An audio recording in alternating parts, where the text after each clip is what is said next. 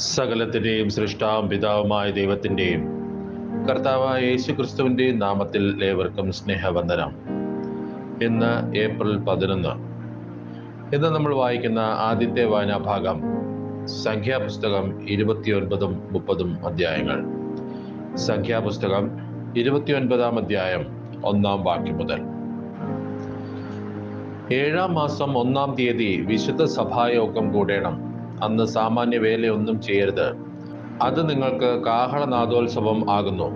അന്ന് നിങ്ങൾ യഹോവയ്ക്ക് സൗരഭ്യവാസനയായ ഹോമയാഗമായി ഒരു കാളക്കിടാവിനെയും ഒരു ആട്ടുകൊറ്റനെയും ഒരു വയസ്സ് പ്രായമുള്ള ഊനമില്ലാത്ത 7 കുഞ്ഞാടിനെയും അർപ്പിക്കണം. അവയുടെ ഭോജനയാഗം എണ്ണ ചേർത്ത മാവ് കാളയ്ക്ക് ഇടങ്ങഴി 3-ഉം ആട്ടുകൊറ്റന് ഇടങ്ങഴി 2-ഉം 7 കുഞ്ഞാട്ടിൽ ഓരോന്നിന് ഇടങ്ങഴി ഓരോന്നും ആയിരിക്കണം. നിങ്ങൾക്ക് വേണ്ടി പ്രായശ്ചിത്തം കഴിപ്പാൻ പാപയാഗത്തിനായി ഒരു കോലാട്ടുകൊറ്റനും വേണം. അമാവാസിയിലെ ഹോമയാഗത്തിനും അതിൻ്റെ ഭോജനയാഗത്തിനും നാൾ തോറുമുള്ള ഹോമയാഗത്തിനും അതിൻ്റെ ഭോജനയാഗത്തിനും അവയ്ക്ക് നിയമപ്രകാരമുള്ള പാനീയയാഗങ്ങൾക്കും പുറമെ യഹോവയ്ക്ക് സൗരഭ്യവാസനയായ ദഹനയാഗമായി തന്നെ. 7-ാം മാസം 10-ാം തീയതി വിശുദ്ധ സഭായോഗം കൂടേണം. അന്ന് നിങ്ങൾ ആത്മതപനം ചെയ്യണം. വേലയൊന്നും ചെയ്യരുത്. എന്നാൽ യഹോവയ്ക്ക് സുഗന്ധവാസനയായ ഹോമയാഗമായി ഒരു കാളക്കിടാവിനെയും ഒരു ആട്ടുകൊറ്റനെയും ഒരു വയസ്സ് പ്രായമുള്ള 7 കുഞ്ഞാടിനെയും അർപ്പിക്കണം. അവ ഊനമില്ലാത്തവ ആയിരിക്കണം. അവയുടെ ഭോജനയാഗം എണ്ണ ചേർത്ത മാവ് കാളയ്ക്ക് ഇടങ്ങഴി 3-ഉം ആട്ടുകൊറ്റന് ഇടങ്ങഴി 2-ഉം 7 കുഞ്ഞാട്ടിൽ ഓരോന്നിനും ഇടങ്ങഴി ഓരോന്നും ആയിരിക്കണം. പ്രായശ്ചിത്തയാഗത്തിനും നിരന്തര ഹോമയാഗത്തിനും അതിൻ്റെ ഭോജനയാഗത്തിനും പാനീയയാഗങ്ങൾക്കും പുറമെ പാപയാഗത്തിനായി ഒരു കോലാട്ടുകൊറ്റനും വേണം. 7-ാം മാസം 15-ാം തീയതി വിശുദ്ധ സഭായോഗം കൂടേണം. അന്ന് സാമാന്യ വേല ഒന്നും ചെയ്യരുത്. 7 ദിവസം യഹോവയ്ക്ക് ഉത്സവം ആചരിക്കണം. നിങ്ങൾ യഹോവയ്ക്ക് സൗരഭ്യവാസനയായ ദഹനയാഗമായി 13 കാളക്കിടാവിനെയും 2 ആട്ടുകൊറ്റനെയും ഒരു വയസ്സ് പ്രായമുള്ള 14 കുഞ്ഞാടിനെയും ഹോമയാഗം കഴിക്കണം. അവ ഊനമില്ലാത്തവ ആയിരിക്കണം. അവയുടെ ഭോജനയാഗം 13 കാളയിൽ ഓരോന്നിനും എണ്ണ ചേർത്ത മാവ് ഇടങ്ങഴി 3-ഉം 2 ആട്ടുകൊറ്റനിൽ ഓരോന്നിനും ഇടങ്ങഴി 2-ഉം 14 കുഞ്ഞാട്ടിൽ ഓരോന്നിനും ഇടങ്ങഴി ഓരോന്നും ആയിരിക്കണം. നിരന്തര ഹോമയാഗത്തിനും അതിൻ്റെ ഭോജനയാഗത്തിനും അതിൻ്റെ പാനീയയാഗങ്ങൾക്കും പുറമെ പാപയാഗത്തിനായി ഒരു കോലാട്ടുകൊറ്റനും വേണം. 2-ാം ദിവസം നിങ്ങൾ 12 കാളക്കിടാവിനെയും 2 ആട്ടുകൊറ്റനെയും ഒരു വയസ്സ് പ്രായമുള്ള ഊനമില്ലാത്ത 14 കുഞ്ഞാടിനെയും അർപ്പിക്കണം. അവയുടെ ഭോജനയാഗവും പാനീയയാഗങ്ങളും കാള, ആട്ടുകൊറ്റൻ, കുഞ്ഞാട് എന്നിവയുടെ എണ്ണം പോലെയും നിയമം പോലെയും ആയിരിക്കണം. നിരന്തര ഹോമയാഗത്തിനും അതിൻ്റെ ഭോജനയാഗത്തിനും പാനീയയാഗങ്ങൾക്കും പുറമെ പാപയാഗത്തിനായി ഒരു കോലാട്ടുകൊറ്റനും വേണം. 3-ാം ദിവസം 11 കാളയെയും 2 ആട്ടുകൊറ്റനെയും ഒരു വയസ്സ് പ്രായമുള്ള ഊനമില്ലാത്ത 14 കുഞ്ഞാടിനെയും അർപ്പിക്കണം. അവയുടെ ഭോജനയാഗവും പാനീയയാഗങ്ങളും കാള, ആട്ടുകൊറ്റൻ, കുഞ്ഞാട് എന്നിവയുടെ എണ്ണം പോലെയും നിയമം പോലെയും ആയിരിക്കണം. നിരന്തര ഹോമയാഗത്തിനും അതിൻ്റെ ഭോജനയാഗത്തിനും പാനീയയാഗങ്ങൾക്ക് പുറമെ പാപയാഗത്തിനായി ഒരു കോലാട്ടുകൊറ്റനും വേണം. 4-ാം ദിവസം 10 കാളയെയും 2 ആട്ടുകൊറ്റനെയും ഒരു വയസ്സ് പ്രായമുള്ള ഊനമില്ലാത്ത 14 കുഞ്ഞാടിനെയും അർപ്പിക്കണം. അവയുടെ ഭോജനയാഗവും പാനീയയാഗങ്ങളും കാള, ആട്ടുകൊറ്റൻ, കുഞ്ഞാട് എന്നിവയുടെ എണ്ണം പോലെയും നിയമം പോലെയും ആയിരിക്കണം. നിരന്തര ഹോമയാഗത്തിനും അതിൻ്റെ ഭോജനയാഗത്തിനും പാനീയയാഗങ്ങൾക്കും പുറമെ പാപയാഗത്തിനായി ഒരു കോലാട്ടുകൊറ്റനും വേണം. 5-ാം ദിവസം 9 കാളയെയും 2 ആട്ടുകൊറ്റനെയും ഒരു വയസ്സ് പ്രായമുള്ള ഊനമില്ലാത്ത 14 കുഞ്ഞാടിനെയും അർപ്പിക്കണം. അവയുടെ ഭോജനയാഗവും പാനീയയാഗങ്ങളും കാള, ആട്ടുകൊറ്റൻ, കുഞ്ഞാട് എന്നിവയുടെ എണ്ണം പോലെയും നിയമം പോലെയും ആയിരിക്കണം.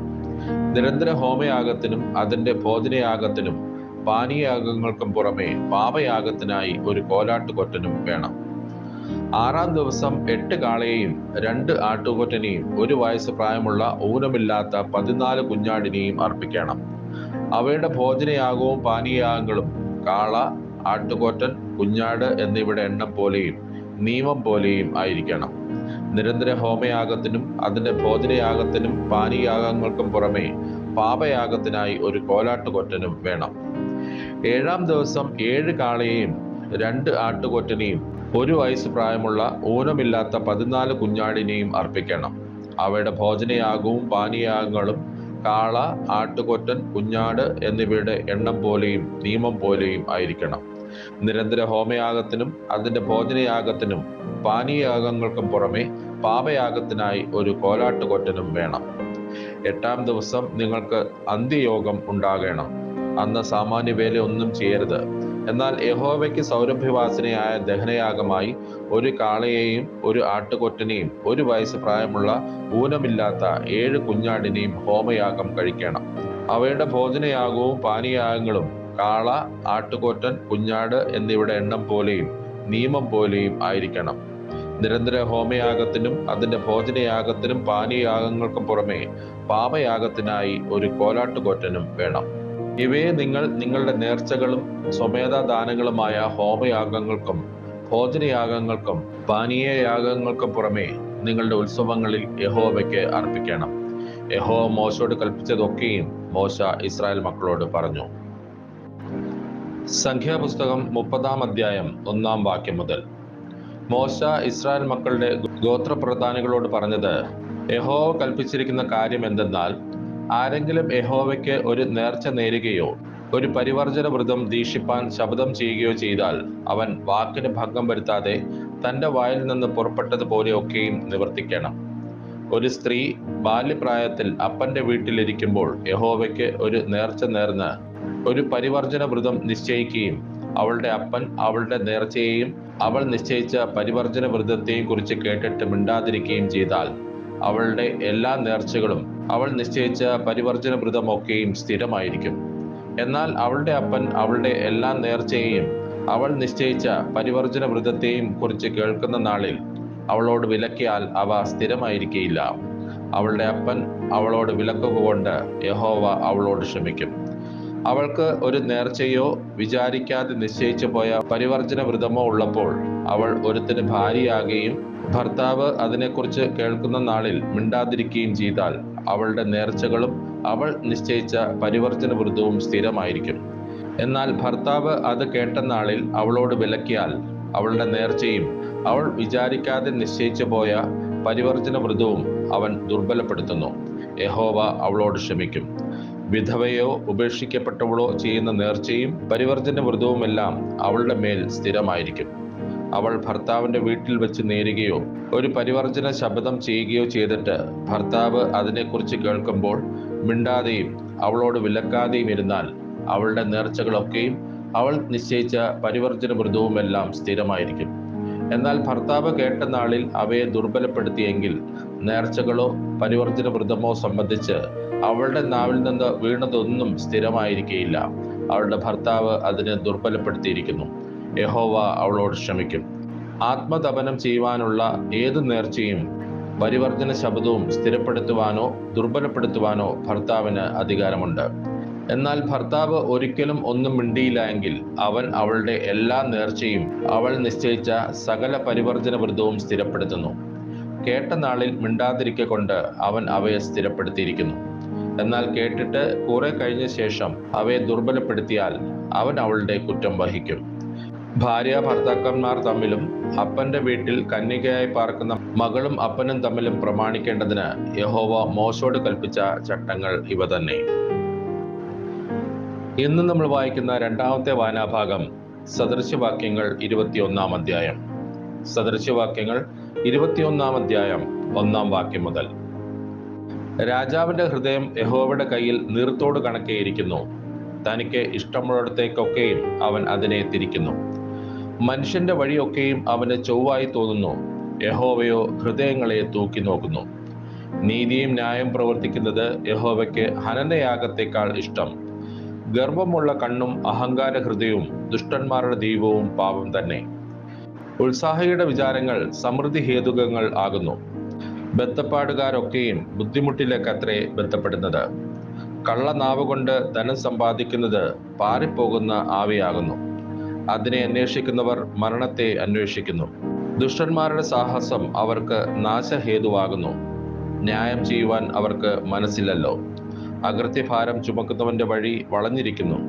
നിർമ്മലന്റെ പ്രവൃത്തിയോ ചൊവ്വുള്ളത് തന്നെ. ശണ്ട കൂടുന്ന സ്ത്രീയോടുകൂടെ പൊതുവീട്ടിൽ പാർക്കുന്നതിനേക്കാൾ മേൽപ്പുരയുടെ ഒരു കോണിൽ പാർക്കുന്നത് നല്ലത്. ദുഷ്ടന്റെ മനസ്സ് ദോഷത്തെ ആഗ്രഹിക്കുന്നു, അവന് കൂട്ടുകാരനോട് ദയ തോന്നുന്നതുമില്ല.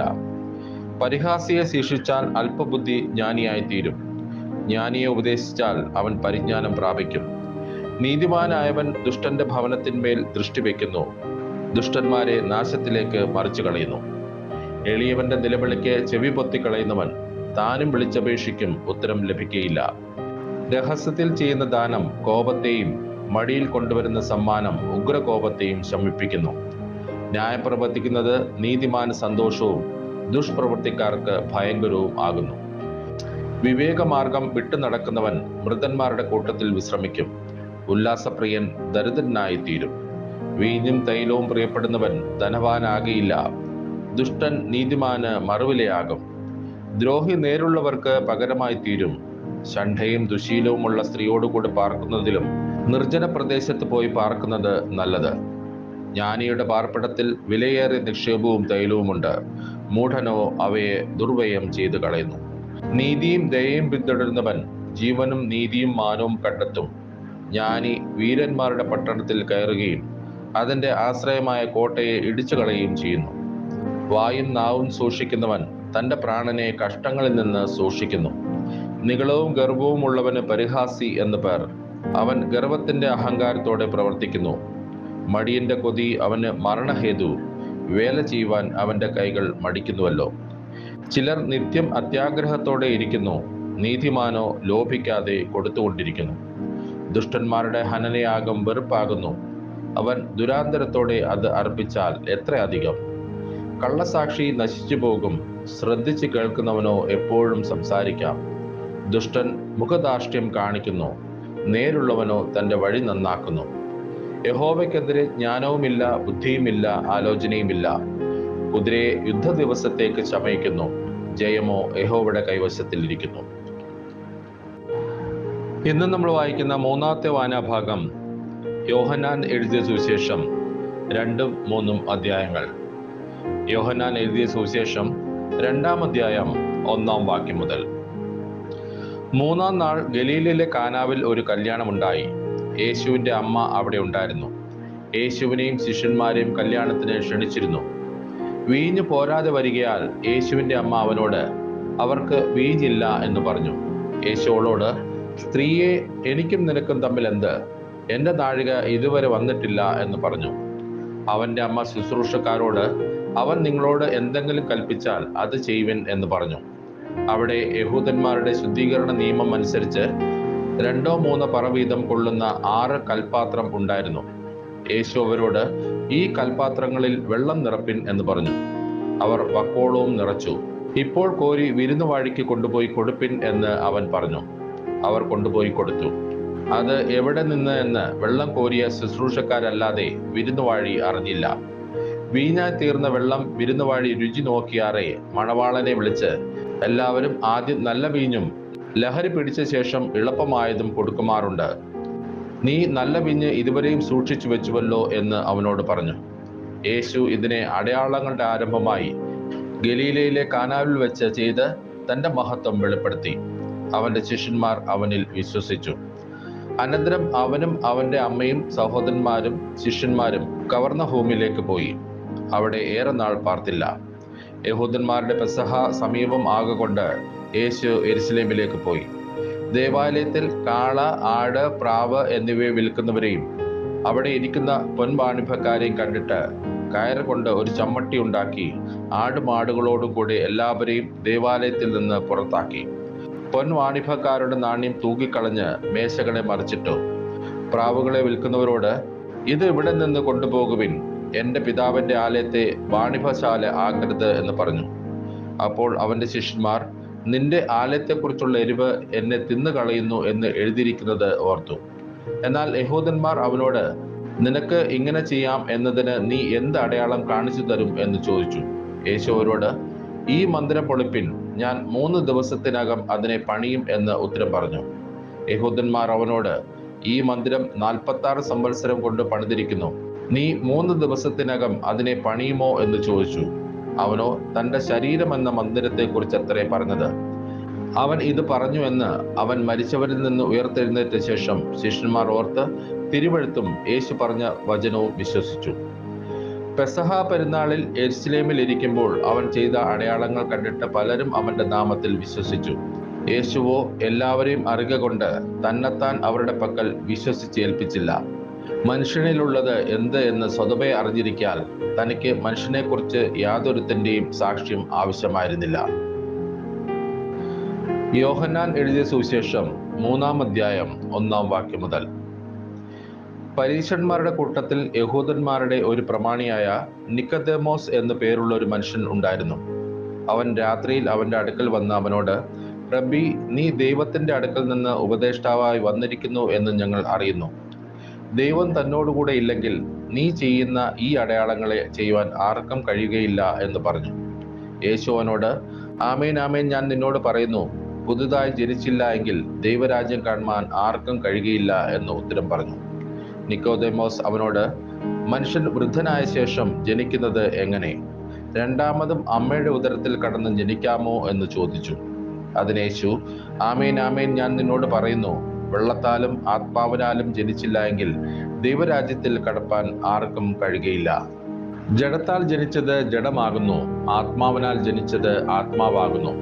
നിങ്ങൾ പുതുതായി ജനിക്കണം എന്ന് ഞാൻ നിന്നോട് പറയുകയാൽ ആശ്ചര്യപ്പെടരുത്. കാറ്റ് ഇഷ്ടമുള്ളിടത്തേക്ക് ഊതുന്നു, അതിന്റെ ശബ്ദം നീ കേൾക്കുന്നു, എങ്കിലും അത് എവിടെ നിന്ന് വരുന്നു എന്നും എവിടേക്ക് പോകുന്നു എന്നും അറിയുന്നില്ല. ആത്മാവിനാൽ ജനിച്ചവനെല്ലാം അതുപോലെ ആകുന്നു എന്ന് ഉത്തരം പറഞ്ഞു. നിക്കോദേമോസ് അവനോട്, ഇത് എങ്ങനെ സംഭവിക്കും എന്ന് ചോദിച്ചു. യേശു അവനോട് ഉത്തരം പറഞ്ഞത്, നീ ഇസ്രായേലിന്റെ ഉപദേഷ്ടാവായിരുന്നിട്ടും ഇത് അറിയുന്നില്ലയോ? ആമേൻ ആമേൻ, ഞാൻ നിന്നോട് പറയുന്നു, ഞങ്ങൾ അറിയുന്നത് പ്രസ്താവിക്കുകയും കണ്ടത് സാക്ഷീകരിക്കുകയും ചെയ്യുന്നു. ഞങ്ങളുടെ സാക്ഷ്യം നിങ്ങൾ കൈക്കൊള്ളുന്നില്ലതാനും. ഭൂമിയിലുള്ളത് നിങ്ങളോട് പറഞ്ഞിട്ട് നിങ്ങൾ വിശ്വസിക്കുന്നില്ലെങ്കിൽ സ്വർഗത്തിലുള്ളത് നിങ്ങളോട് പറഞ്ഞാൽ എങ്ങനെ വിശ്വസിക്കും? സ്വർഗത്തിൽ നിന്ന് ഇറങ്ങി വന്നവനായി സ്വർഗത്തിൽ ഇരിക്കുന്നവനായ മനുഷ്യപുത്രനല്ലാതെ ആരും സ്വർഗത്തിൽ കയറിയിട്ടില്ല. മോശ മരുഭൂമിയിൽ സർപ്പത്തെ ഉയർത്തിയതുപോലെ മനുഷ്യപുത്രനും ഉയർത്തേണ്ടതാകുന്നു. അവനിൽ വിശ്വസിക്കുന്ന ഏവനും നിത്യജീവൻ പ്രാപിക്കേണ്ടതിന് തന്നെ. തന്റെ ഏകജാതനായ പുത്രനിൽ വിശ്വസിക്കുന്ന ഏവനും നശിച്ചു പോകാതെ നിത്യജീവൻ പ്രാപിക്കേണ്ടതിന് ദൈവം അവനെ നൽകുവാൻ തക്കവണ്ണം ലോകത്തെ സ്നേഹിച്ചു. ദൈവം തന്റെ പുത്രനെ ലോകത്തിൽ അയച്ചത് ലോകത്തെ വിധിപ്പാനല്ല, ലോകം അവനാൽ രക്ഷിക്കപ്പെടുവാനത്രേ. അവനിൽ വിശ്വസിക്കുന്നവന് ന്യായവിധിയില്ല. വിശ്വസിക്കാത്തവന് ദൈവത്തിന്റെ ഏകജാതനായ പുത്രന്റെ നാമത്തിൽ വിശ്വസിക്കാകയാൽ ന്യായവിധി വന്നു കഴിഞ്ഞു. ന്യായവിധി എന്നതോ വെളിച്ചം ലോകത്തിൽ വന്നിട്ടും മനുഷ്യരുടെ പ്രവൃത്തി ദോഷമുള്ളതാകയാൽ അവർ വെളിച്ചത്തേക്കാൾ ഇരുളിനെ സ്നേഹിച്ചത് തന്നെ. തിന്മ പ്രവർത്തിക്കുന്നവനെല്ലാം വെളിച്ചത്തെ പകയ്ക്കുന്നു, തന്റെ പ്രവൃത്തിക്ക് ആക്ഷേപം വരാതിരിപ്പാൻ വെളിച്ചത്തിങ്കിലേക്ക് വരുന്നതുമില്ല. സത്യം പ്രവർത്തിക്കുന്നവനോ തന്റെ പ്രവൃത്തി ദൈവത്തിൽ ചെയ്തിരിക്കാൻ അത് വെളിപ്പെടേണ്ടതിന് വെളിച്ചത്തിങ്കിലേക്ക് വരുന്നു. അതിന്റെ ശേഷം യേശു ശിഷ്യന്മാരുമായി യഹൂദ്യദേശത്ത് വന്ന് അവരോടുകൂടെ സ്നാനം കഴിപ്പിച്ചുകൊണ്ടിരുന്നു. അവിടെ വളരെ വെള്ളമുണ്ടായിരുന്നു. ആളുകൾ വന്ന് സ്നാനമേറ്റു. അന്ന് യോഹന്നാനെ തടവിൽ ആക്കിയിരുന്നില്ല. യോഹന്നാന്റെ ശിഷ്യന്മാരിൽ ചിലർക്ക് ഒരു യഹൂദനുമായി ശുദ്ധീകരണത്തെക്കുറിച്ച് ഒരു വാദമുണ്ടായി. അവർ യോഹന്നാന്റെ അടുക്കൽ വന്ന് അവനോട്, റബ്ബി, യോർദാൻ അക്കരെ നിന്നോടുകൂടെ ഇരുന്നവൻ, നീ സാക്ഷീകരിച്ചിട്ടുള്ളവൻ തന്നെ ഇതാ സ്നാനം കഴിപ്പിക്കുന്നു, എല്ലാവരും അവന്റെ അടുക്കൽ ചെല്ലുന്നു എന്ന് പറഞ്ഞു. അതിനെ യോഹന്നാൻ, സ്വർഗത്തിൽ നിന്ന് കൊടുത്തിട്ടല്ലാതെ മനുഷ്യന് ഒന്നും ലഭിപ്പാൻ കഴിയുകയില്ല. ഞാൻ ക്രിസ്തുവല്ല, അവന് മുമ്പായി അയക്കപ്പെട്ടവൻ അത്രേ എന്ന് ഞാൻ പറഞ്ഞതിന് നിങ്ങൾ തന്നെ എനിക്ക് സാക്ഷികളാകുന്നു. മണവാട്ടിയുള്ളവൻ മണവാളനാകുന്നു. മണവാളന്റെ സ്നേഹിതനോ നിന്ന് മണവാളന്റെ സ്വരം കേട്ടിട്ട് അത്യന്തം സന്തോഷിക്കുന്നു. ഈ എൻ്റെ സന്തോഷം പൂർണ്ണമായിരിക്കുന്നു. അവൻ വളരേണം, ഞാനോ കുറയണം എന്ന് ഉത്തരം പറഞ്ഞു. മേലിൽ നിന്ന് വരുന്നവൻ എല്ലാവർക്കും മീതെയുള്ളവൻ, ഭൂമിയിൽ നിന്നുള്ളവൻ ഭൗമികൻ ആകുന്നു. ഭൗമികമായത് സംസാരിക്കുന്നു. സ്വർഗത്തിൽ നിന്ന് വരുന്നവൻ എല്ലാവർക്കും മീതെയുള്ളവനായി താൻ കാണുകയും കേൾക്കുകയും ചെയ്തത് സാക്ഷീകരിക്കുന്നു. അവന്റെ സാക്ഷ്യം ആരും കൈക്കൊള്ളുന്നില്ല. അവന്റെ സാക്ഷ്യം കൈക്കൊള്ളുന്നവൻ ദൈവം സത്യവാൻ എന്നുള്ളതിന് മുദ്രയിടുന്നു. ദൈവം അയച്ചവൻ ദൈവത്തിന്റെ വചനം പ്രസ്താവിക്കുന്നു. അവൻ ആത്മാവിനെ അളവ് കൂടാതെയല്ലോ കൊടുക്കുന്നത്. പിതാവ് പുത്രനെ സ്നേഹിക്കുന്നു, സകലവും അവന്റെ കയ്യിൽ കൊടുത്തുമിരിക്കുന്നു. പുത്രനിൽ വിശ്വസിക്കുന്നവന് നിത്യജീവനുണ്ട്. പുത്രനെ അനുസരിക്കാത്തവനോ ജീവനെ കാണുകയില്ല. ദൈവക്രോധം അവന്റെ മേൽ വസിക്കുന്നതേയുള്ളൂ. ഇന്ന് നമ്മൾ വായിച്ചു കേട്ട ഈ വേദഭാഗങ്ങളാൽ പിതാവായ ദൈവത്തെങ്കിൽ നിന്നും കർത്താവായ ക്രിസ്തുയേശുവിൽ നിന്നും ഏവർക്കും കൃപയും കനിവും സമാധാനവും ഉണ്ടാകട്ടെ. ആമേൻ.